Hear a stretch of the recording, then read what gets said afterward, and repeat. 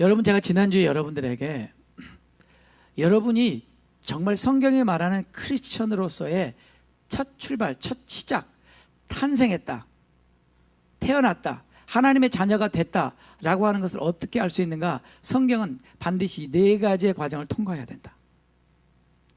4가지는 회개, 믿음, 세례. 성경이 세례라고 말하면 일반 사람들은 다 물세례라고 알아듣지요. 그 다음에 성령 세례. 회개와 믿음과 물세례와 성령 세례, 이 4가지 중에 어느 한 가지도 없어서는 우리가 정상적인 크리스찬으로서, 그리스도인으로 태어나는 것 자체가 불가능하다, 시작하는 것 자체가 불가능하다.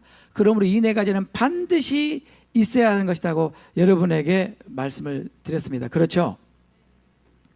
정말 중요합니다, 여러분. 예. 그런데 지난 주간에 여러분, 제가 다시 이 말씀을 준비하면서 문득 이런 생각이 들었습니다. 어떤 생각이 들었냐면, 한번 들어보세요. 여러분, 우리가 육신의 탄생, 육적인 탄생, natural birth도 우리가 엄마 아빠로부터의 정자와 난자가 만나서 잉태된 순간, 컨셉션한 순간부터 실제 이 땅에 탄생하기까지, birth까지, from conception to birth, 잉태로부터 탄생까지 9개월이라는 시간이 걸립니다. 그렇죠? 맞죠? 그것과 마찬가지로 우리가 영적으로 탄생하는 것, spiritual birth도 어느 한순간에 뚝딱 일어나는 사건이라기보다는 이것도 하나의 과정이라는 것을 성경은 기록해줘요. 다시 말하면 여러분, 잉태한 아이도 사실은 완전한 생명체입니다. 그렇죠? 그러나 뱃속에 잉태한 아이, 그 아이는 아직 그럼에도 불구하고 탄생하기 전입니다. 아직 탄생하지 않은 것입니다. 아직 나이를 먹지 않았습니다. 아직 응아 하고 첫 울음을 터뜨리지 않았습니다. 아직 Happy birthday to you 할 수 없는 것입니다. 그렇죠? 그것과 마찬가지로 우리가 영적으로 탄생하는 이 spiritual birth도 우리가 뭐라고 딱 집어서 말할 수 없지만 회개와 믿음과 물세례와 성령세라고 하는 일련의 사건과 기간을 거쳐서 우리가 탄생하게 된다는 거예요. 다시 말하면 우리가 성경이 말하는 하나님의 크리스찬으로, 하나님의 자녀로 태어나는 것도 과정이라는 것입니다. 그걸 어떻게 알 수 있냐면요, 성경에 나와 있어요. 성경. 여러분이 잘 아는 예를 다시 한번 들어보면 여러분이 아시다시피 사도 바울이 제일 어떻게 보면 속기로 거듭난 크리스찬이 된 케이스라고 볼 수 있습니다. 그가 다메섹 도상에서 예수님을 만나서 극적인 회심을 경험합니다. 저는 그런 회심을 경험했으면 너무나 좋았을 텐데 불행하게도 모태가 되는 바람에 저는 그런 은혜를 누리지는 못했어요. 어쨌거나 사도 바울은 정말 성경의 그 어느 누구보다도 드라마를 좋아하시는 여러분, 그보다 더 드라마틱하게 예수님을 만나요. 그래서 그는 거기서 회심과 회개를 경험하죠. 그죠? 그런 다음에 3일 동안 앞을 못 보면서 3일 동안 사도 바울은 뭐 했을까? 성경은 기록하고 있지 않지만 저는 알아요. 3일 동안 눈물이 범벅이 되게, 눈물이 콧물 되게 가슴을 치며 애통하며 회개했을 거예요. 어떻게 하냐고요? 저도 해봤거든요. 많은 하나님의 사람들이 극적으로 하나님을 만난 다음에 정말로 그 가슴을 찢는 것 같은, 뼈를 깎아내는 것 같은 온 그 존재 자체가 완전히 그냥 그야말로 갈기갈기 찢어지는 것 같은 그런 애통하는 회개를 경험합니다. 그런데 사도 바울이 3일이 지나서 하나님은 아나니아라는 사람을 보내서 사도 바울에게 세례를 주게 하고 성령 충만을 받게 합니다. 그러므로 사도 바울은 회심과, 즉 회개와 믿음과 세례와 성령을 3일에 걸쳐서 경험해요. 그렇죠, 여러분?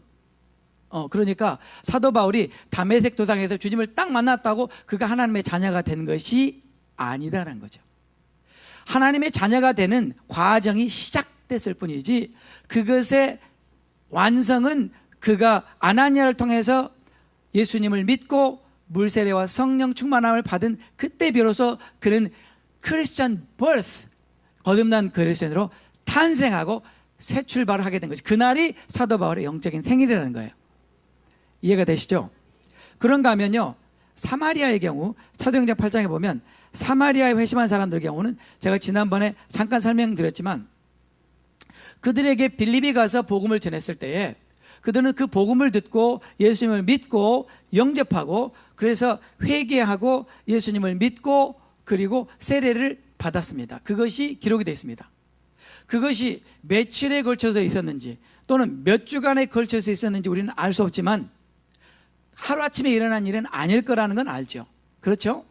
그러다가 결국 예루살렘에서 베드로와 요한이 와서 성령 세례를 주기까지 그들은 적어도 시작부터 이 마무리까지는 최소한 몇 주는 걸렸을 거라는 거예요. 그렇죠? 그런가요? 그런가 하면 사도행전 19장에 에베소에 있는 세례 요한의 제자들의 경우는 적어도 바울이 거기에서 3개월 동안 있으면서 하나님 나라에 대해서 복음을 전하게 되고, 그렇죠? 그리고 거기에서 계속 머물면서 거기 있는 요한의 제자들, 세례 요한의 제자들에게 너희가 믿을 때 성령을 받았느냐? 아니다, 우리는 성령이 있는지도 들어본 적도 없다. 그랬을 때 사도 바울은 그들에게 주 예수 이름으로 세례를 주고 그리고 성령을 받게 하는, 성령 세례를 경험하게 하는 이런 일들이 몇 달에 걸쳐서 일어나는 걸 볼 수 있어요. 그런 경우에 에베소에서 제자들의 경우는 그들이 시작해서 하나님의 자녀로서 완성이 되는, 거듭나는, 탄생하기까지 적어도 몇 달이 걸렸다는 거예요. 과정이라는 거죠, 과정. 그런가 하면 제일 문제아들, 제일 지진아들, 제일 못 따라와서 제일 오래 걸리는 사람들이 누구였냐면 예수님의 제자들이었어요. 네. 그들은요 적어도 3년은 더 걸렸어요. 그렇잖아요. 좀 성경 좀 보셔요. 네. 상식 아닌가요? 네. 그래서 결국 사도행전 1장에서 그들이 성령 세례를 받기까지 미니멈 3년 이상 걸렸다니까요. 네. 그러니까 여러분, 우리에게도 소망이 있습니다. 세상에 제자들도 3년이 더 걸렸어요. 그렇다고 3년을 채우려고 하지는 마세요. 어쨌거나 우리가 회개부터 거듭나는, 그래서 물과 성령으로 거듭나는 그 순간까지, 그것은 하나의 순간적인 사건이 아니고 지속적인 과정이라는 것을 여러분들에게 꼭 말씀드립니다. 지난 한 주간 제가 이 말씀을 준비하면서 이런 생각이 그냥 들었어요. 여러분들이 들었으니까 한번 그냥 들어보세요. 이게 여러분이 아시다시피 이 육적인 탄생도 말이죠. 육적인 탄생도 아무 사고 없이 9개월 동안 아이가 잘 뱃속에 있다가 탄생하는 경우도 있지만 그렇지 않은 경우도 많거든요. 예를 들어서 유산되는 경우가 있어요. 그렇겠죠. 그 유산이 자연 유산되는 경우도 있지만 일부러 유산시키는 경우도 있잖아요. 낙태. 지금 미국은 이 문제를 놓고 지금도 치열한 공방전이 벌어지고 있잖아요. 낙태를 합법화한 그 법을 우리가 어떻게든지 바꿔보려고 뭇 크리스찬들이 기도하며 예를 쓰는 모습을 볼 수가 있습니다. 그런데 제가 그런 생각이 문득 들었어요. 육체적인 탄생도 9개월이라는 과정을 거치는 동안에 잘못될 수가 있고 유산이 될 수가 있다면 영적인 탄생도 그러지 않겠는가? 그런 생각을 해봤어요. 또 무슨 생각을 들었냐면, 우리가 영적으로 탄생해서 정말 성경이 말하는, 성경이 인정하는 완전한 그리스도인이 탄생하는 것을 싫어하는 사람이 있다면, 또는 싫어하는 누군가가 있다면, 그리고 그 누군가는 성경에 말하는 우리의 원수 마귀라면, 마귀는 무슨 수를 써서라도 이 과정 가운데 개입해서 이것이 온전한 탄생이 되지 못하도록 유산시키려고 하지 않겠는가 하는 생각이 들었어요. 한 영혼이 예수를 믿고 거듭나서 새롭게 태어나는 것이 그토록 중요한 것이고 하나님 보시기에 그토록 소중한 것이라면, 원수 마귀는 어떻게든지 그것을 막으려고 하지 않겠는가, 방해하려고 하지 않겠는가, 그가 할 수 있는 일이 그럼 무엇일까 라는 생각이 들었어요. 그냥 그런 생각이 들었어요. 그때 저에게 떠올랐던 생각은 그렇구나. 그래서 원수마귀는 가짜 회개를 통해서 회개한 것처럼 착각하게 하는구나. 가짜 믿음을 통해서 마치 그것이 진짜인 것처럼 그렇게 안주하게 하는구나. 그리고 세례도 그냥 형식적으로만 받으면 구원받았다고 착각하게 만드는구나. 그리고 성령은 선택사항이지 별로 중요하지 않다라고 그렇게 속여왔구나. 아, 그렇구나. 이렇게 해서 원수마귀는 얼마나 많은 크리스찬들이 그들이 탄생하기도 전에 유산시켰을까. 또 이런 생각도 해봤습니다. 그런가 하면 원수마귀가 탄생하는 것은 막을 수 없었다면 어쩌면 우리가 영적인 불구로 태어나도록 우리가 그 과정을 지나는 동안에 우리에게 어떤 형태로든지 방해와 공작을 펴지 않았겠는가, 그런 생각도 해보게 됐습니다. 그냥 저의 생각입니다. 여러분 참고만 해주시고요. 중요한 것은 성경이 말하는 정상적인 크리스찬의 탄생은 이 네 가지가 반드시 있어야 된다는 것입니다. 그래서 저는 오늘부터 이 네 가지 중에서 한 가지 한 가지씩을 구체적으로 여러분들에게 다루기 원합니다. 성경이 말하는 회개가 무엇인가? 다시 말하면 하나님이 인정하시는 회개가 무엇인가? 우리 남자들이 잘 못하는 게 있습니다. 그게 뭐냐면 잘못했다는 말을 참 하기 힘들어요. 어쩌면 그게 자존심 상하는지 몰라요. 특히 아내한테 하는 것은 죽기보다 싫죠. 그죠? 제가 잘못한 걸 알아도 와이프한테 잘못했다고 말하는 게 얼마나 힘들고 어려운지 모르겠어요. 여러분들은 쉬울 걸로 그렇게 생각이 됩니다. 근데 저는 워낙 참 자존심도 강하고 참 제가 너무 못된 사람이어가지고요. 그게 힘들었어요. 근데 어쩌다 용기를 내가지고 잘못했다고 그러면 뭐라고 하냐면 잘못한 게 안 느껴진다는 거지. 진심이냐? 아니면 마지 못해서 이거 그냥 넘기려고 일단 불 끄려고 지금 하는 말이냐? 그런데 저는 이제 그렇게 생각을 했어요. 하나님께서 여자들에게는 희한한 은사를 주셨다. 그게 뭐냐면 남편이 진짜 잘못했다 그러는지 위기를 모면하려고 입으로 그러는지를 감지할 수 있는 센서를 주셨구나.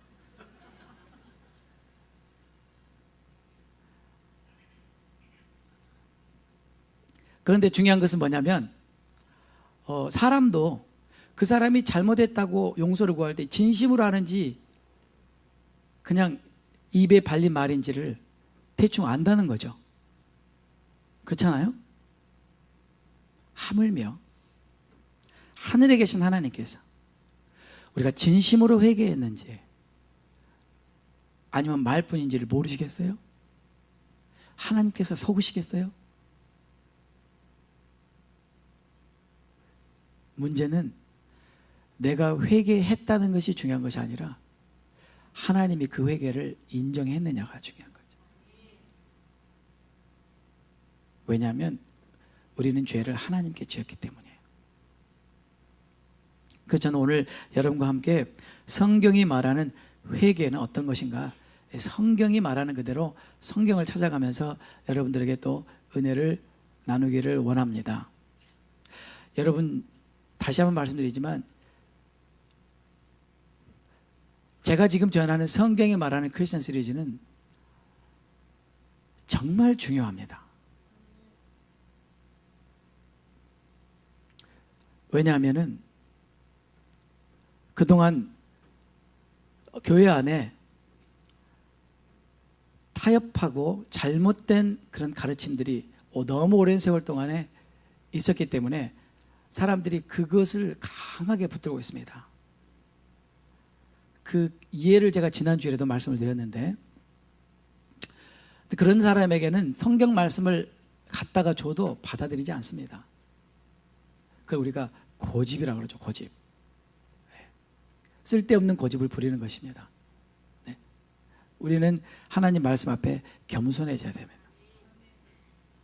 하나님 말씀에 우리는 100% 아멘 해야 돼요.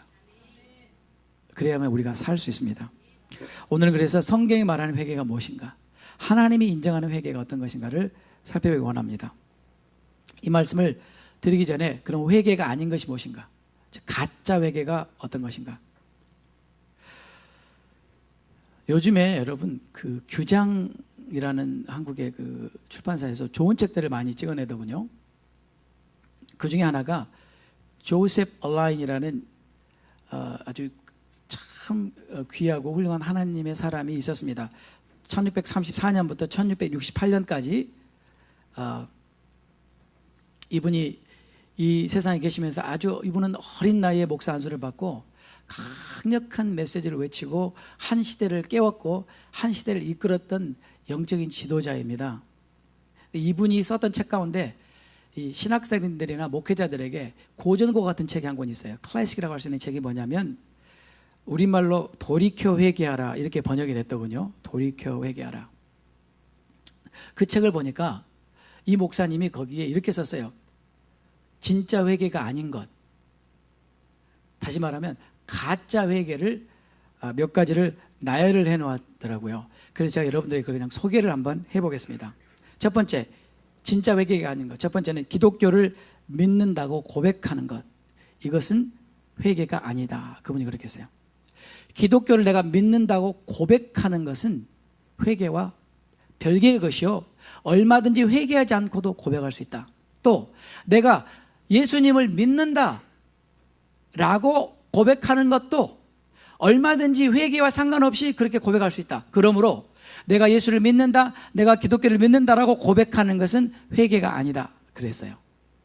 제 말이 아니고 그분 말이니까 그냥 여러분 양해하고 들어주세요. 저한테 따지지 마시고요. 예. 그 다음에 이분이 또 두 번째로는 세례를 받았다는 것은 회개가 아니다 이렇게 말했어요. 물론 세례는 회개와 죄사함을 통해서 그가 죄 용서함을 받은 것과 그가 예수 그리스도를 주와 구세주로 영접한 것을 공적으로 선포하는 것이고 나타내는 것이고, 그렇죠?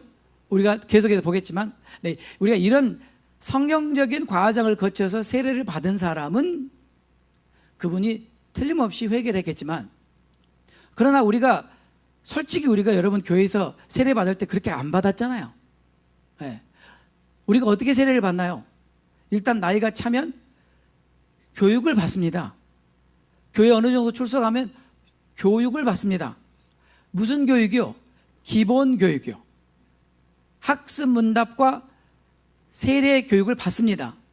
그런 다음에 그 내용은 어떤 내용입니까? 가장 기본적인 성경의 교리에 대해서 우리가 배우게 됩니다. 그리고 중요한 것을 외우게 되죠. 주로 뭘 외워요?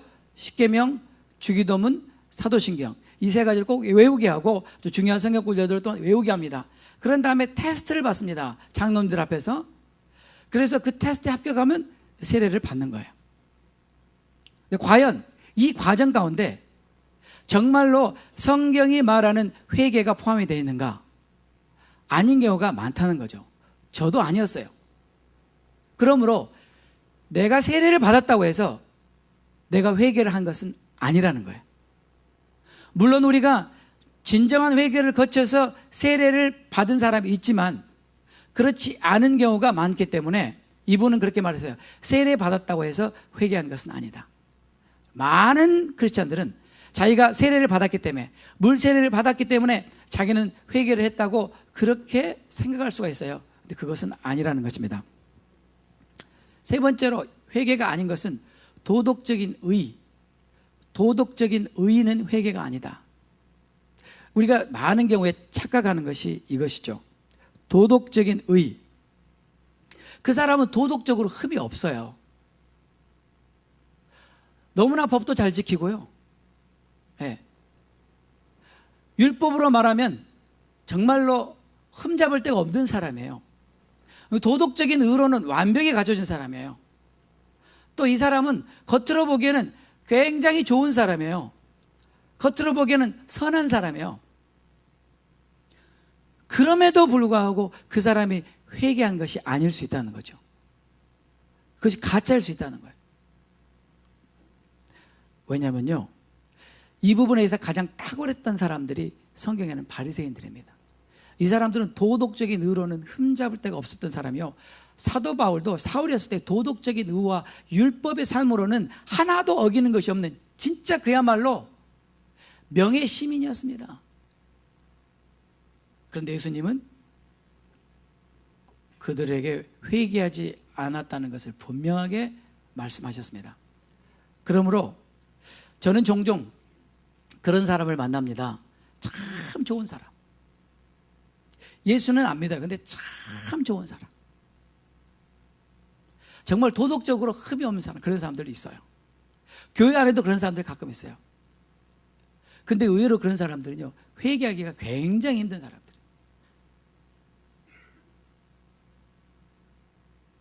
그래서 우리는 도덕적인 의의가 회개는 아니라는 것을 또한 알아야 된다. 이분이 그렇게 말했습니다. 그 다음에 형식적으로 경건의 규율을 지키는 것. 형식적으로 경건의 규율을 지키는 것. 매일 아침 큐티하고, 일주일에 2번 금식하고, 교회 모임 꼬박꼬박 참석하고, 교회 봉사 열심히 하고, 하나님의 말씀대로 살려고 하는 것, 이것 자체로 그 사람이 회개했다고 볼 수 없다는 거죠. 그 다음에 또 이분은 이렇게 말했어요. 교육, 법, 가혹한 억제를 통해서 타락에 빠지지 않게 하는 것은 회개가 아니다. 그것은 죄를 못 짓게 강제로 막는 것이지 그것이 회개는 아니다. 그 다음에 마지막으로 이분이 굉장히 중요한 얘기를 했습니다. 한 번 비침을 얻는 것. 그러니까 한 번 복음에 대해서 듣고 깨달았어요. 한 번 예수님이 하나님의 아들이요, 그분이 나의 죄를 위해서 돌아가셨다는 것을 깨달았어요. 그래서 죄책감도 느끼고, 나름대로 피상적인 변화를 경험했어요. 그리고 부분적으로 그의 삶에 개혁이 일어났어요. 그럼에도 불구하고 이 사람이 회개한 것이 아니다, 이렇게 말했어요. 그러면 진짜 회개가 뭡니까? 그러면 성경이 말하는 회개가 도대체 뭡니까? 이렇게 여러분이 묻지 않겠습니까? 그래서 제가 오늘 여러분들에게 그걸 말씀드리려고 하는 거예요.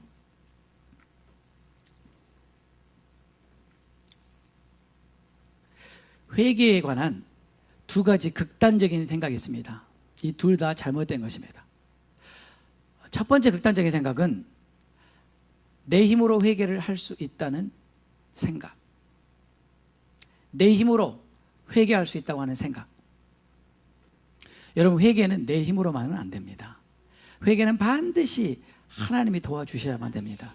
그럼에도 불구하고 내가 내 힘으로 회개할 수 있다고 그렇게 장담하고 그렇게 노력하고 그렇게 살고 그렇게 또 실제로 그렇게 하는 것처럼 보여요. 그럼에도 불구하고 그것은 회개가 아닙니다. 왜 그런지 오늘 여러분들이 설교를 다 듣고 나면 이해가 되실 거예요. 근데 또 반대의 극단이 있습니다. 이 사람은 어떤 사람이냐면, 내가 아무리 회개하려고 해도 하나님이 안 도와주면 나는 회개 못하니까 나는 아예 회개할 생각도 하지 않고 회개 안 하는 사람, 이런 사람도 있어요. 이런 사람은 어떤 사람과 같냐면, 여러분 우리 교회사에 보면은 예정론이라는 게 있어요. 예정론 중에서도 극단적인 예정론이라는 게 있습니다. 이게 얼마나 많은 사람을 지옥으로 보냈는지 몰라요. 이 극단적인 예정론이라는 건 이런 거예요. 하나님이 나를 구원하시기로 예정하셨으면 내가 별짓을 해도 나는 구원을 받을 것이고, 하나님이 나를 버리기로 예정하셨으면 내가 몸부림을 쳐도 버림을 받는데 내가 무엇하러 손가락 하나 까딱할 것인가? 그냥 가만히 있으면 알아서 하나님이 구원하시려면 하고 말라면 마시겠지. 이런 사람. 그러니까 이런 사람이요, 회개도 하나님이 시켜야 되는 거지 내 힘으로 되나요? 그러니까 하나님이 시켜주려면 시켜주시고 말라면 마시죠.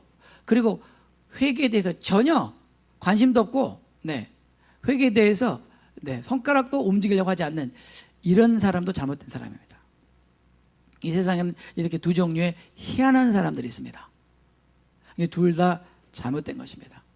그럼 제가 이제부터 여러분에게 성경이 말하는 회개, 하나님이 인정하시는 회개에 대해서 말씀드립니다.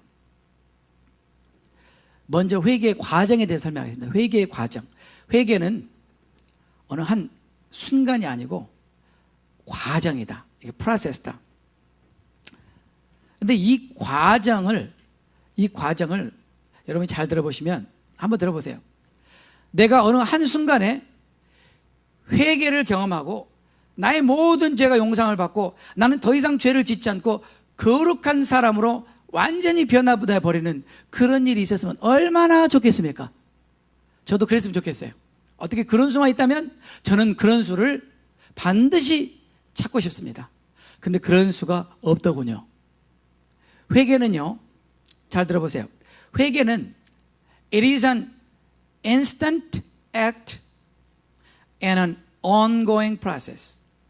회개는 우리가 그 즉시로 결단하고 내리는 선택과 어떤 행동이기도 하지만 동시에 지속적으로 일어나는 과정이라는 거예요.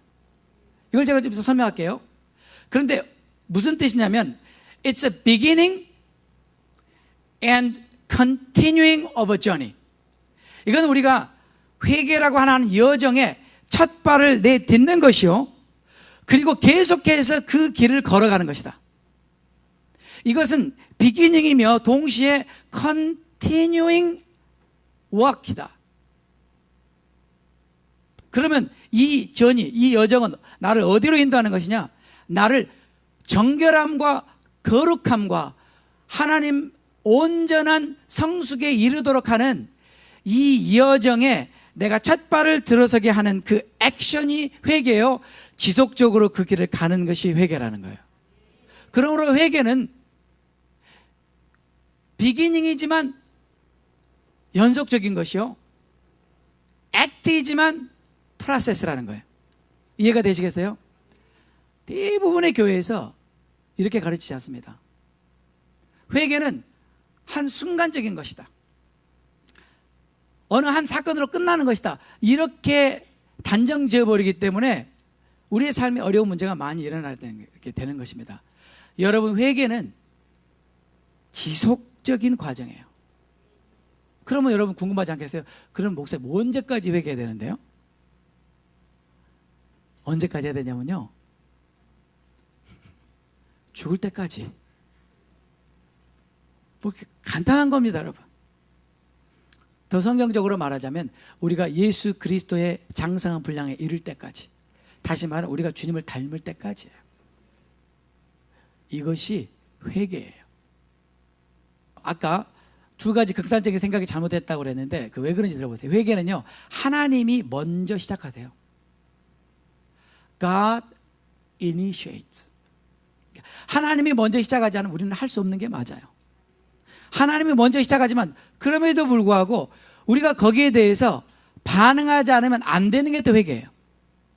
그러므로 회개는 하나님이 시작하시고 우리가 반응함으로 함께 이루어가는 합작품이에요, 회개는.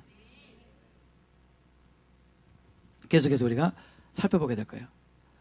또한 회개는 죄를 발견함으로부터 죄에 대해서 완전히 우리가 보상하는 데까지의 모든 것을 다 포함하고 있습니다. 회개는 그 중에 어느 한 부분만을 회개라고 말하는 것이 아니라 이 전체적인 것을 다 포함하고 있다. 이것도 잠시 후에 자세히 살펴볼 것입니다.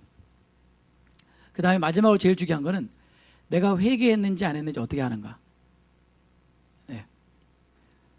내가 회개했는지 안 했는지 유일한 증거는 열매로만 알 수 있어요. 열매. 근데 그 열매가 뭐냐면 변화된 삶이에요. 그것이 가장 확실한 성경적인 증거예요. 제가 왜 오늘 이 말씀 드리냐면요, 많은 분들이 오해를 하기 쉬워요. 어떤 사람이 회개하면서 그렇게 울면서 회개하더래요. 목사님, 그분은 진짜 회개한 것에 틀림없습니다. 저도 옛날에 그렇게 생각했는데요, 지금은 아니에요. 아무리 가슴을 치면서 금식을 하면서 애통하면서 울면서 회개를 해도 그 열매가 나타나지 않으면 그 회개가 아니라는 거예요. 예를 들어서 여러분 제가 한번 말씀드려 볼게요.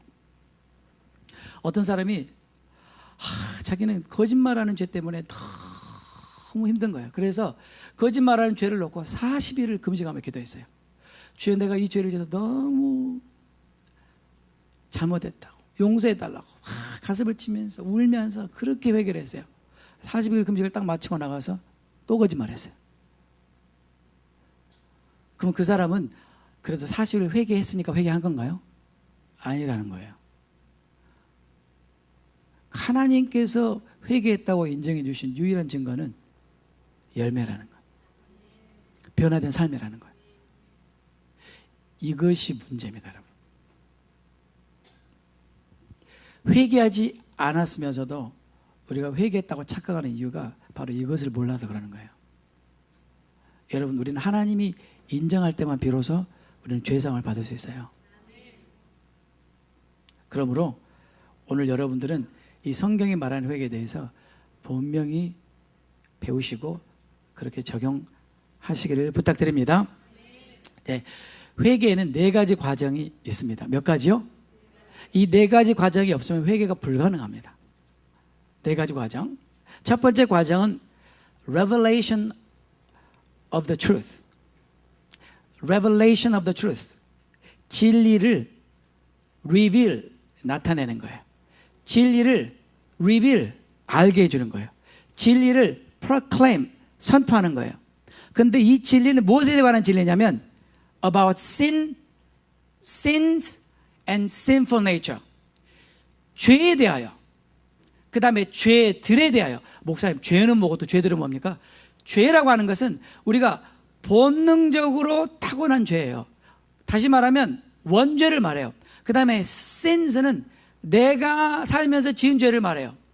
그 다음에 sinful nature 또는 self, 나는 본질적으로 내 자아를 사랑하고 내가 죄를 지을 수밖에 없는 이 연약한 육신을 갖고 있다고 하는 이 3가지에 대해서, 죄와 죄들과 그리고 죄된 속성 또는 자아에 대해서 진리가 나타나고 선포되지 않으면 회개가 불가능해요. 정말 그런가요, 여러분? 네, 여러분, 그렇습니다. 여러분, 성경에 보면요, 구약에서는 이 일을 선지자들이 했습니다. 선지자들의 잡은 바로 죄를 고하는 거예요. 선지자들은 죄를 드러내는 거예요. 선지자들은 죄를 나타내는 거예요. 이것이 너희의 죄라고 알려주는 거예요. 이것을 알려주지 않으면 어떻게 죄인 것을 알겠냐는 거예요. 그런가 하면 신약에는 사도들이 그 일을 했어요.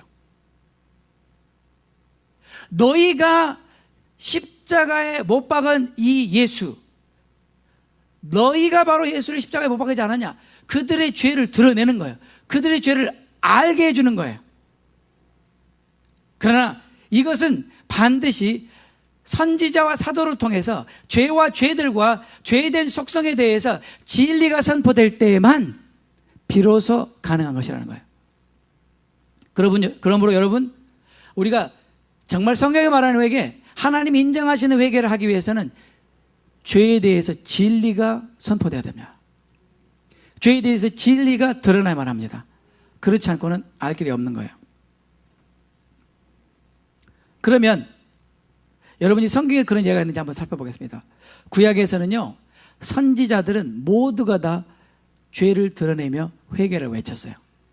모두가 다 예외 없이. 그냥 대표적으로만 말씀드리겠습니다. 이사야 55장 7절, 악인은 그 길을, 불의한 자는 그 생각을 버리고 여호와께로 돌아오라. 그리하면 그가 긍휼히 여기시리라. 우리 하나님께로 나아오라. 그가 널리 용서하시리라. 네. 그런가 하면 에레미야 4장 4절에 유다인과 예루살렘 거민들아, 너희는 스스로 할례를 행하여 너희 마음 가죽을 베고 나 여호와께 속하라. 그렇지 않으면 너희 행악을 인하여 나의 분노가 불같이 발하여 사르리니 그것을 끌 자가 없느니라. 또 4장 14절에 예루살렘아, 너의 마음의 악을 씻어버려라. 그리하면 구원을 얻으리라. 너의 악한 생각이 내 속에 얼마나 머물겠느냐. 그런가 하면 에스겔 18장 30절에 나 주 여호와가 말하노라 이스라엘 족속아 내가 너희 각 사람의 행한 대로 국문할지라 너희는 돌이켜 회개하고 모든 죄에서 떠날지어다 그리한즉 죄악이 너희를 패망케 아니하리라. 구약의 모든 선지자들은 죄를 드러냈어요. 죄를 감추고 죄를 숨기고 죄를 모른 척하고 넘어간 것이 아니라 선지자들은 과감하게 죄를 드러내고 죄를 알리고 죄를 고하고 그리고 회개를 외쳤어요. 그래야 살기 때문에. 그런가 하면 여러분 신약에서 사도들도 담대하게 회개를 외쳤습니다. 마가복음 6장에는 제자들이 나가서 예수님의 12제자들이 나가서 회개하라 외쳤죠. 사도행전 2장 38절에 보면 베드로가 회개하라고 외쳤죠. 사도행전 17장 30절에 보면 사도 바울이 회개하라고 외쳤죠. 그러므로 구약의 선지자들과 신약의 사도들은 모두가 다 죄를 드러내고 회개하라고 외쳤습니다. 그러면 교회사에서는요, 말할 것도 없죠. 지난 2000년의 교회사를 통해서 하나님은 하나님의 사람들을 통해서 회개를 외치셨습니다. 여러분들이 잘 아는 대표적인 사람들만 몇 사람만 예를 들어보면 청교도 신앙에 빼놓을 수 없는 가장 위대한 하나님의 사람, 당대에 지대한 영향을 미쳤던 하나님의 사람 리처드 백스터, 이분은 아예 책을 쓰셨습니다. 그 책 제목이 A Call to the Unconverted, 우리말 성경에, 우리말에는 회개했는가라는 제목으로 번역이 되어 있더군요. 아예 회개에 대해서 책을 한 권을 썼어요. 그러면서 회개를 외쳤던 분입니다. 그런가 하면 제가 오늘 여러분들에게 인용한 조셉 얼라인, 이분은 정말 교회사에서 반드시 우리가 알아야 되는 분이고, 이분이 쓰신 이 책은 고전과 같다고 말씀드렸죠. 클래식이다. 우리가 반드시 읽어야 되는 책입니다. 그 책은 An Alarm to the Unconverted, 회개하지 않은 사람에게 경종을 구하는 메시지. 그 우리말 번역이 돌이켜 회개하라, 이렇게 번역이 되어 있더군요. 이런 사람들은 다 한 시대에 하나님이 쓰셨던 위대한 하나님의 사람들입니다. 그들은 다 회개에 대해서 강력하게 외쳤던 사람들이에요. 그런가 하면 여러분이 잘 아시는 대각성운동을 일으켰던 조지 휘필드, 조지 휘필드는 그의 설교에 언제나 심판에 대해서, 지옥에 대해서 경고했습니다. 죄로부터 돌이키지 않으면 반드시 멸망한다고 외쳤습니다. 그런가 하면 여러분이 잘 아는 요나단 에드워드, 1차 대각성운동의 선구자라고 할 수 있는 이분 여러분이 잘 알잖아요. 그분의 가장 유명한 설교가 제목이 뭐예요? 진노하신 하나님의 손에 놓여있는 죄인들이라. 그 설교는 회개하지 않은 죄인들이 지옥에 떨어지는 것을 생생하게 묘사함으로 말미암아 그 설교를 듣는 사람들이 다 벌벌 떨었다고 하는 그 유명한 설교 아닙니까? 그런가 하면 여러분이 잘 아는 찰스 피니, 2차 대각성 운동을 이끌었던 주역이죠. 찰스 피니는 그의 모든 설교에서 부흥에 대해서 이야기하고, 부흥은 바로 죄와 회개에 대해서 새롭게 깨달을 때만 가능하다. 죄에 대해서, 회개에 대해서 새롭게 깨달을 때 비로소 우리 안에 부흥이 일어난다고 외쳤죠. 그런가 하면 세기의 명설교가 찰스 스펄전, 그분은 이렇게 말했습니다. 진리는 귀에 거슬리고 회개를 촉구하는 말은 가슴을 찌른다. 그러므로 그런 말을 참지 못하고 경청하지 못한다면 당신은 결코 훌륭한 성도가 아니다. 우리에게는 귀를 즐겁게 해주는 설교자가 필요하지 않다. 대신 애통하는 마음으로 우리가 죄를 회개하도록 돕는 사람이 필요하다. 여러분, 지금 제가 여러분에게 소개한 이 사람들은 정말 한때 시대를 변화시켰던 위대한 하나님의 사람들입니다. 그들의 공통적인 특징은 모두가 다 죄를 드러내고 회개를 외쳤다는 거예요. 그럼 여러분, 오늘날에 누가 회개를 외쳐야 됩니까? 오늘날 요나단 에드워드도 없고, 찰스 피니도 없고, 찰스 스펄전도 없고, 조셉 얼라인도 없고, 리차드 백스터도 없는데 누가 회개를 외쳐야 됩니까? 목회자들이 외쳐야 되잖아요. 그러나 목회자들이 잠잠하고 있어요. 회개를 외치지 않고 있어요. 여러분, 죄가 죄로 드러날 때가 은혜의 때입니다. 하나님께서 우리에게 죄를 드러내 주신다고 하는 것은 하나님께서 우리를 돌아오기를 원하신다는 뜻이요, 우리를 용서하실 마음이 있으시다는 뜻이에요. 그러므로 하나님께서 우리에게 죄를 드러내 주실 때, 그때가 바로 우리가 회개해야 될 때인 거예요. 그런데 여러분 보세요. 하나님께서 사도와 선지자들을 통해서, 그리고 저 같은 경우는 경찰을 통해서 죄를 드러내 주실 때 나의 반응이 중요한 거예요. 나의 반응이. 그렇죠? 그렇잖아요? 일단 죄가 드러났을 때 우리가 죄에 대해서 어떤 깨달음이 오는가가 굉장히 중요합니다. 두 번째는 realization of the reality of my condition before God. 이게 굉장히 중요한 말이에요. 하나님 앞에서 나의 상태를 realize, 깨닫는 것. 이게 무슨 뜻이냐면요, 이런 뜻입니다. 목사님, 제가 생각해도 저는 괜찮은 크리스찬입니다. 괜찮은 크리스찬입니다. 뭐 저만 하면 제가 무슨 죽을 죄를 지었나요? 또 제가 말씀대로 살려고 하잖아요, 목사님. 그리고 제가 교회 열심히 봉사하잖아요. 남들이 산으로 들러 놀러 가는 그 시간에 나는 교회 와서 기도하잖아요. 그리고 찬양팀에도 섬기고 교사로도 봉사도 하고. 목사님들 이 정도면 괜찮은 크리스찬이잖아요. 그러니까 저보고 이제 회개하라고 하지 마세요. 이렇게 말할 수도 있어요. 근데 중요한 것은 여러분, 회개는 저하고는 아무 상관이 없다는 거예요. 그런데도 하나님께서 인정하지 않으면 아무 소용이 없다는 거예요. 문제는 뭐냐면 우리가 왜 죄에 대한 회개가 안 되냐면 기준이 틀렸기 때문이에요. 어떤 기준을 갖고 있냐면, 목사님, 제가 보기에 그래도 저는 아무개 집사보단 나아요. 제가 아무리 봐도 내가 남편보단 나은 것 같아. 우리 남편은 틈만 나면 술 마시고, 태만 나면 나쁜 친구들하고 올려서 나쁜 짓 하고, 주일라도 교회에 가려면 아주 순교의 각오를 해야 일어나 교회를 가고, 저런 남편보다 내가 아무리 생각해도 나은 것 같아. 만약에 천국에 간다면 내가 가야지 남편이 간다면 그거는 불공평한 거예요. 그건 말도 안 되는 것 같아요. 그죠? 그런데 이 기준이 다 틀렸어요. 진정한 깨달음은 언제 오냐면요, 내가 하나님 앞에 섰을 때, 다시 말하면 하나님의 그 절대적인 기준 앞에, 하나님의 절대적인 거룩하심과 하나님의 절대적인 위엄과 하나님의 완전하심 앞에 내가 적나라하게 드러났을 때, 비로소 나는 어떤 사람인가를 깨닫게 될 때 나는 오 마이 갓 하게 된다는 거예요. 여러분, 저도요 정말 구제불능, 정말 착각 속에서 살았습니다. 그렇게 표현하지 않지만 나 정도면 괜찮은 크리스찬이지, 나 정도 목회하면 그래도 잘하는 거 아닌가? 나 정도 회개하려고 노력하고.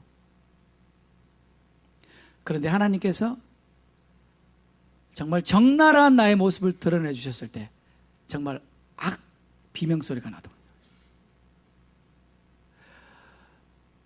아니, 비명소리조차 못 내겠어요. 아예 그냥 이런 그냥 샤크, 충격 그 자체.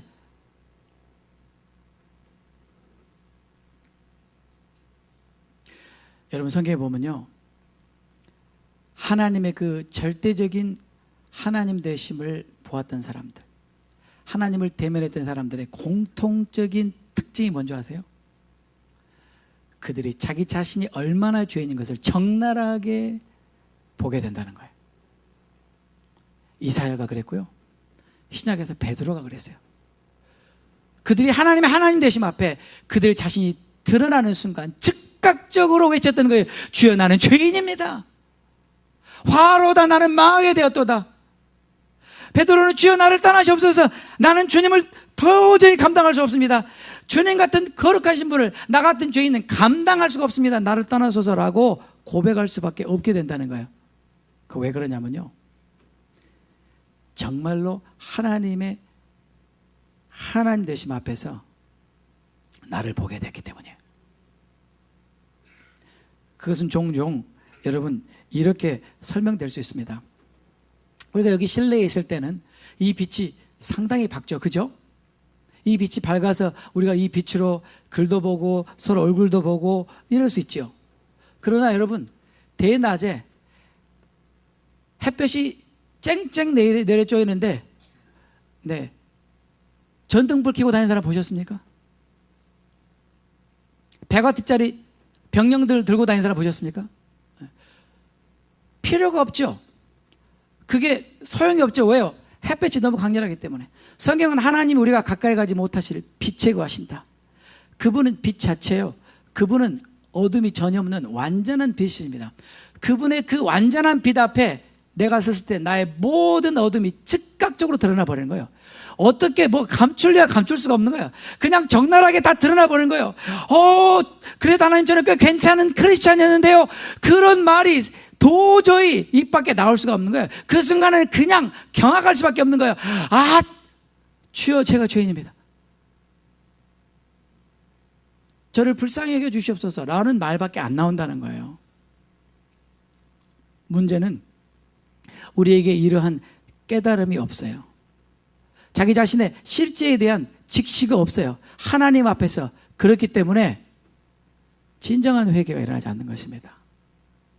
그러므로 우리에게 진정한 회개, 다시 말하면 성경이 말하는 회개, 하나님 인정하는 회개를 하기 위해서 하나님이 하시는 두 가지가 뭐냐면 죄를 드러내고 죄와 죄들과 죄된 성품에 대해서 선포하고 우리에게 죄를 알리는 일을 선지자들과 사도를 통해서 하며, 두 번째는 성령을 통해서 우리가 하나님 앞에 우리 자신을 볼 수 있도록 우리를 조명해 주시고 깨닫게 해주시는 이 일을 하나님이 하시는 거예요.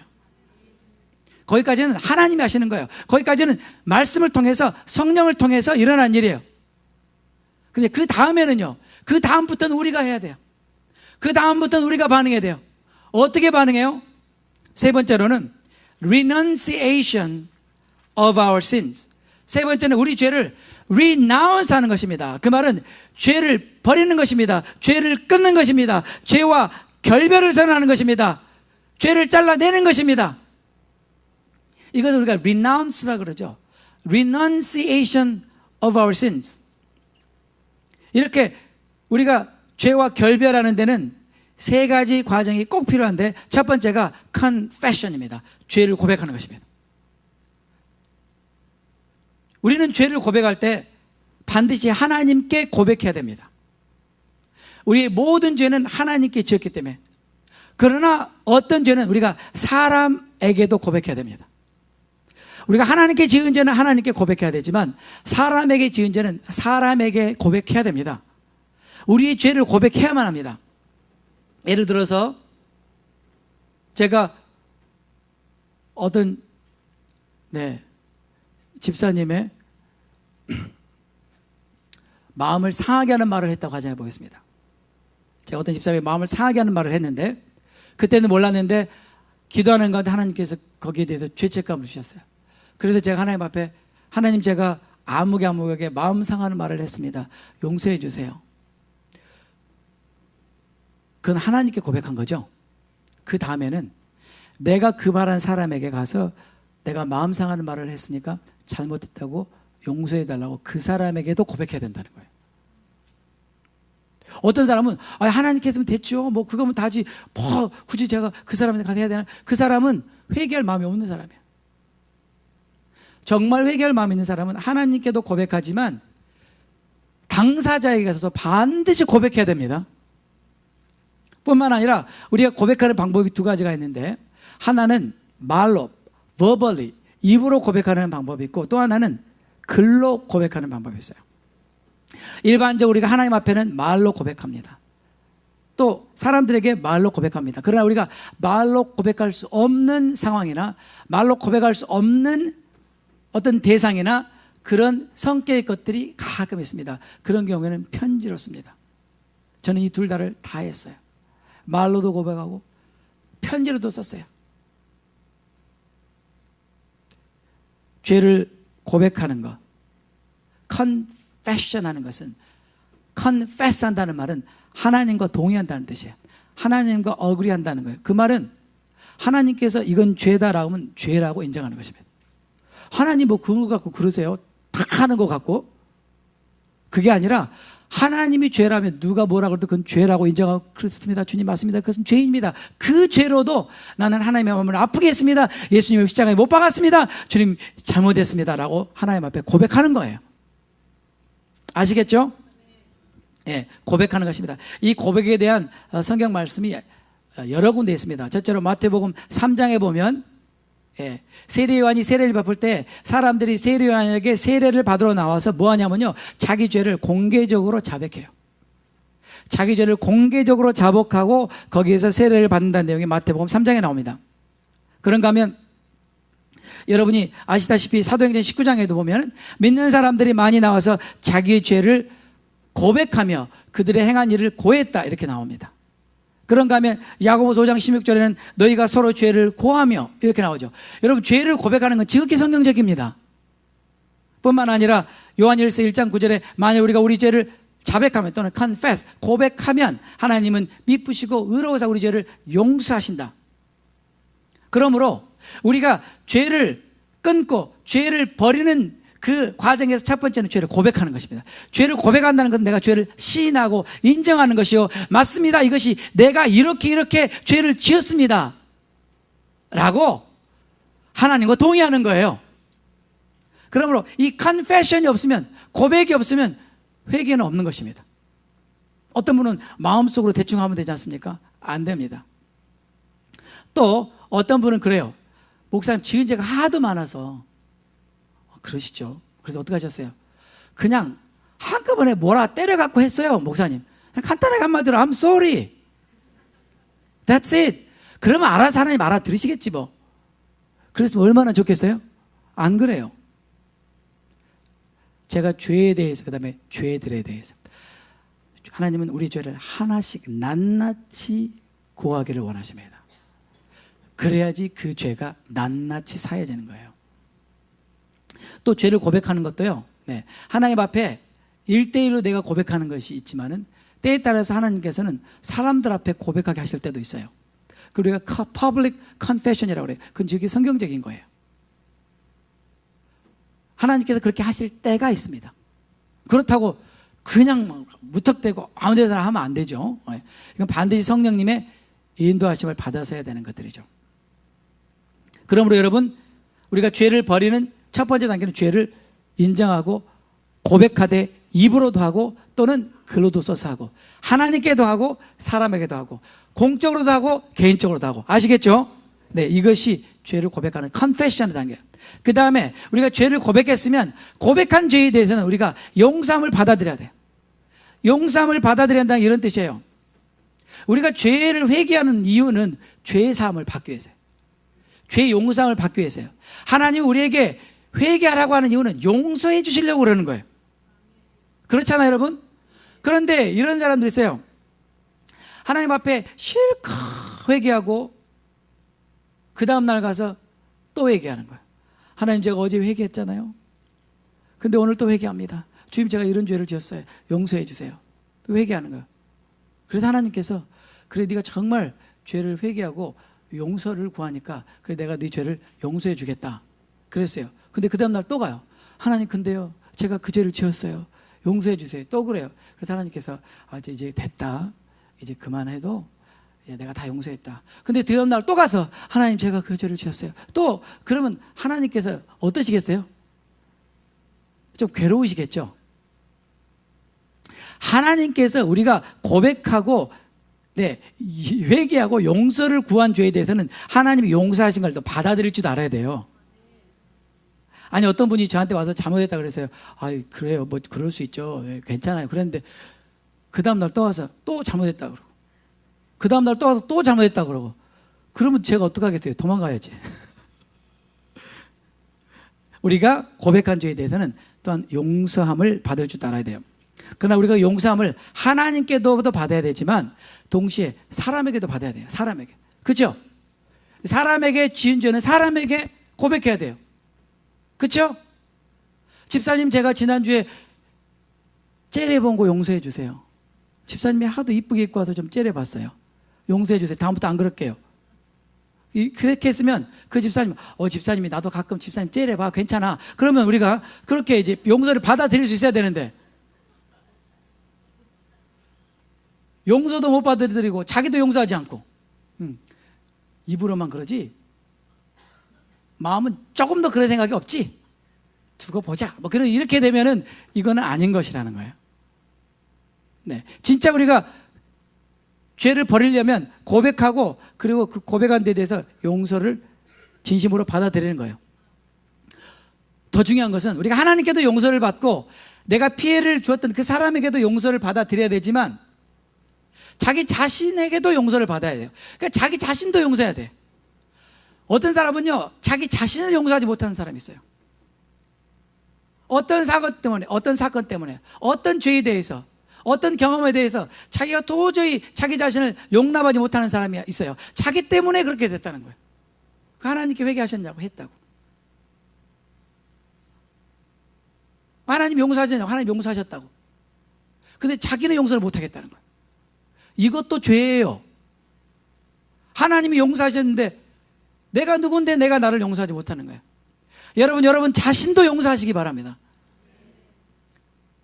하나님께로부터 또 다른 사람들로부터 또 자기 자신으로부터 용서를 받아들이셔야만 합니다. 세 번째로는 진짜 이제 죄와 관련된 모든 걸 다 청산하는 거예요. 버리는 거예요. 끊어버리는 거예요. 그 말씀이 사도행전 19장입니다. 사도행전 19장에 보면 에베소에 가는 유대인과 헬라인들이 다 이 일을 알고 두려워하며 주 예수의 이름을 높이고 믿는 사람들이 많이 와서 자복하여 죄를 자복하며 행한 일을 고하며 뭐 자랑스럽다고 그걸 고하겠어요. 그게 다 고하며 또 마술을 행하던 많은 사람이 그 책을 모아가지고 와서 모든 사람 앞에서 불사르니 그 책값을 계산한 즉 은 5만이나 됐더라. 여러분 은 5만이면요 엄청나게 큰 돈입니다. 무슨 말이냐면요, 이들은 자기의 죄를 고백하고 자기의 죄에 대해서 용서를 받을 뿐만 아니라 그 죄를 지었던 책들을 다 가지고 와서 불살랐다는 거예요. 이것이 바로 죄를 끊어버리는 행위라는 거예요. 죄와 관련된 모든 것을 과감하게 어떻게 해요? 청산하는 거예요. 절단하는 거예요. 이별을 구하는 거예요. 제가 한 번은 그 펜사콜라의 브라운스빌 교회에 갔었을 때가 있었습니다. 그때 스티브 목사님이 여기에 대해서 설교를 하셨습니다. 당신이 정말 회개했다면 당신이 죄를 지었던 그 죄와 관계된 모든 물건을 다 과감하게 버려라. 그리고는 그날 앞에 여러분 우리가 가정에서 쓰는 쓰레기 버리는 쓰레기통 있지 않습니까? 쓰레기통 큰 거 있죠? 없나요? 저희 집만 있나 봐요. 아무튼 그 큰 쓰레기통이 있어요. 그 쓰레기통을 양쪽에서 두 개 갖다 놓고 지금 여러분의 삶 가운데 여러분이 죄와 관련된 모든 것을 다 버리십시오. 그랬더니요, 수많은 사람들이 그 통에다가 죄와 관련된 모든 물건을 다 갖다 버리는 걸 봤어요. 그 가운데는요 콘돔도 나오고요, 그 가운데는요 마약도 나오고요, 그 가운데는 담배가 한두 대밖에 안 펴고 아직도 쌩쌩하게 남아있는 담배를 통째로 버리기도 하고요. 그 가운데 어떤 사람들은요 뭐 음란 잡지, 음란 비디오, 뭐 그냥 그 쓰레기통이 순식간에 찾는 거예요. 그래서 저는 놀랐어요. 이야, 이 사람들 교회에 오면서도 가져올 거 다 가지고 다니네. 그러니까요, 이 사람들은 다 모르는 겁니다. 모르는 거예요. 순식간에 그 베스켓이 꽉 차더라고요. 여러분이 정말 회개하기 원한다면 여러분이 죄 짓도록 만드는 것, 여러분이 죄와 관련된 모든 것을 과감하게 끊어야 될 거 아니에요. 어쩌자고 아직도 TV를 보고 계시나요? 아니 목사님 TV가 잘못됐나요? 아니 그게 아니고 여러분 TV를 보는 것 자체가 죄가 아니라 TV를 보는 것 때문에 죄 짓게 되잖아요. 드라마 보면서 딴 생각 하잖아요. 그 여자들은 드라마를 보면서 야, 저 드라마에 나오는 저 사랑을 나도 해보고 싶다 그런다 그러더라고요. 그 옆에서 같이 드라마를 보는 남편은 그 드라마를 보면서 말은 하지만 저 여자랑 한번 사랑해봤으면 좋겠다 그런 생각을 한다고 누가 그러더라고요. 드라마 보면요 여러분 드라마 보면서 주님은 거룩하시고 오 주님은 놀라우신 분입니다. 그러나요?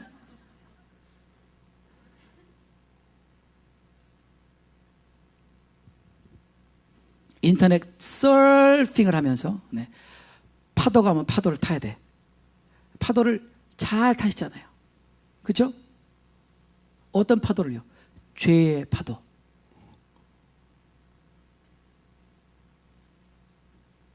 여러분 우리 안에는요, 내가 죄를 과감하게 끊을 그럴 자신이 없고 결단이 없다고 판단될 때, 그럴 때는 다른 방법이 없어요. 죄 짓게 하는 걸 다 끊는 거예요. TV 과감하게 끊어요. 최근 어떤 집사님 댁에 갔더니 인터넷 끊었다고 그러더라고요. 잘 끊었다고 그러더라고요. 제가 그거 인터넷 보면서 죄 짓다가 지옥에 가느니 끊고 천국 가는 게 낫지 않겠어요? 예수님께서 여자를 보고 음욕을 품는 자마다 마음에 이미 가늠하였느니라. 딱 그런 다음에 그 다음에 너희 오른쪽 눈이 실족해 하거든 그 눈을 빼버려라. 한 눈만 갖고 천국 가는 것이 두 눈 다 가지고 지옥에 가는 것보다 낫다.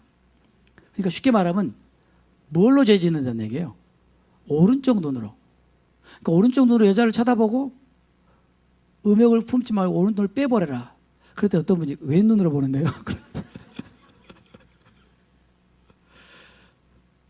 그럼 뭐 두 눈 다 빼야지 어떡하겠어요? 그건 뭘 말하냐면요, 예수님께서 너무 과하지 않는가? 그게 아니고요, 죄가 그렇게 무섭다는 거예요. 진짜 차라리 소경으로 천국 가는 게 낫다는 거예요. 그 두 눈 번쩍 뜨고 맨날 죄 지어가지고 지옥에 가는 것보다 정말 여러분 소경으로 천국 가는 것이 100번 나아요. 왜냐하면 천국 가면요 눈이 생겨요. 이 세상에 사는 동안 불편할 뿐이에요. 예수님은 실제를 말씀하시는 거예요. 비유로 말씀하는 것이 아니고 과장이 아니고 진짜 심각하게 말씀하신 거예요. 여러분의 삶 가운데 죄 짓게 하는 것, 죄와 관련된 모든 것을 과감하게 제거하시는 것, 버리는 것. 여러분 우리 집 안에도, 우리 가정 안에도, 또는 우리가 관계하는 그 모든 영역 안에서 여러분들이 죄 짓게 하는, 죄와 관련되는, 죄를 유혹하는 그런 모든 것들이 있다면 여러분이 과감하게 끌어버려야 됩니다. 그것이 renunciation of our sins, 죄와 결별하는 것입니다. 그 다음에 마지막으로 회개의 마지막 단계는 restitution and reconciliation입니다. restitution이란 말은 보상한다는 뜻입니다. 배상한다는 뜻입니다. 내가 남에게 피해를 준 만큼 내가 그대로 갚아주는 것입니다. 내가 돈을 빌려가지고 떼먹었으면 돈을 갚는 것입니다. 내가 그 사람의 마음을 아프게 했으면 뭔가 거기에 대해 해당하는 내 마음에 조금이라도 보상할 만한 표시를 하는 것입니다. restitution. 성경에는 분명하게 말합니다. 구약에서는 소를 도둑질 갔으면 5배로 갚아라, 양을 도둑질 갔으면 4배로 갚아라, 어떤 거는 2배로 갚아라. 그래서 삭개오는 몇 배로 갚았어요? 4배로 갚았죠. 내가 남을 사기쳐가지고 불의한 방법으로 취한 것이 있으면 내가 4배로 갚겠습니다. 그게 뭐예요? restitution. 배상하는 것입니다. 보상하는 것입니다. 이것이 없으면 진짜 회개가 아니라는 거예요. 하나님은 여기까지 보시는 것입니다. 그런 다음에는 우리가 화해될 사람이 있을 거예요. reconciliation. 내가 어떤 사람을 미워했습니다. 내가 어떤 사람과 절교했습니다. 관계를 끊었습니다. 그러나 그 죄인 걸 깨달았습니다. 하나님 앞에 회개하고 용서를 구했습니다. 그렇다면 그 사람에게 가서 화해해야 된다는 거예요. 보상과 화해가 없는 회개는 하다만 회개예요. 덜 끝난 회개예요. 하나님이 인정하시지 않는 회개입니다. 근데 이것이 제일 어렵습니다. restitution. 보상해야 된다. 배상해야 된다. 또 성경에 뭐라고 말해요? 너희가 예물을 제단에 드리다가 거기서 내 형제에게 원망 들을 만한 일이 있는 줄 생각나거든. 그러니까 어떤 분이 그래요. 뭐 원망 들을 만한 일이 있다고 예배 드리다 말고 갑니까 목사님? 어차피 드리러 온 거 맞아. 드리고 가면 되지. 그건 틀린 말이에요. 성경에 그렇게 말하고 있잖아요. 그래서 그 원망 들을 만한 일이 뭔가 봤더니요, 바로 앞절에 나와 있더라고요. 한번 들어보실래요? 나는 너에게 이르노니 형제에게 노하는 자마다 심판을 받게 되고, 형제에게 노하는 자마다 심판을 받게 되고. 예수님 말씀이에요, 제 말이 아니고. 형제를 대하여 라가라 하는 자, 그 라가라는 말을 우리말로 굳이 번역하자면 empty head, 그런 뜻이래요. 한국말로 번역하지 않겠습니다. 또 미련한 놈이라고 하는 자는 지옥불에 들어가게 되리라. 아이, 설마 목사님 그런 말 마세요. 아이, 미련한 놈이라는 말을 하루에도 수백 번 하는데 그거 갖고 지옥불에 가면 누가 천국 가겠어요? 그래서 천국 가는 사람이 없는 거예요. 왜냐면요, 예수님 말씀을 안 받아요. 그냥 예수님이 괜히 하신 말씀이겠지, 이렇게 생각하는 거예요. 성경을 다시 보세요. 성경을 다시 보세요. 뭐라 그랬어요? 내 형제에게 미련한 놈이라고 하는 자는 지옥불에 들어가게 되리라. 지옥불. 여러분 믿으시나요?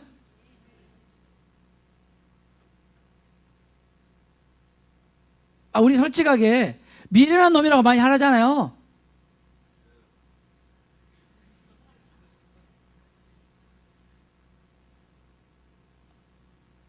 제가 사람이 홧김에 그런 말 하죠. 홧김에 미련한 거지. 누굴 닮아서 이렇게 미련하냐. 그랬는데 기도하는데 성령님께서 찔림을 주셨어요. 주님, 제가요 기도할 게 산더미 같이 와요. 기도 다 하고 가서 제가 처리할게요. 안 된다는 거예요. 기도하지만 어떻게 해요? 내가 아까 너한테 미련한 놈이라고 말한 거 용서해달라고. 그러고 기도해야 된다는 거예요.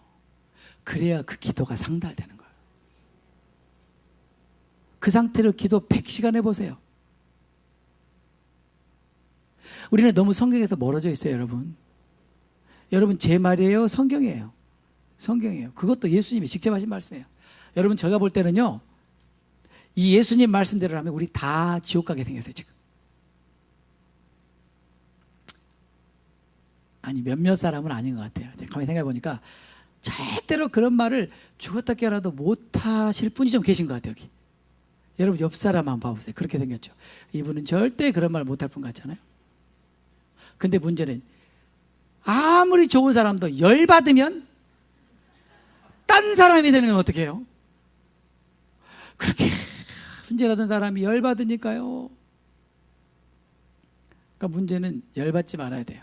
그래도 어떤 분이 그래요, 저한테. 그러니까 목사님, 제가 누차 우리 아내한테 얘기했거든요. 나를 열받게만 하지 말아라. 아무 문제가 없다. 난 알고 보면 선한 사람이다. 왜 나를 열받게 해서 나를 악한 사람 만드냐?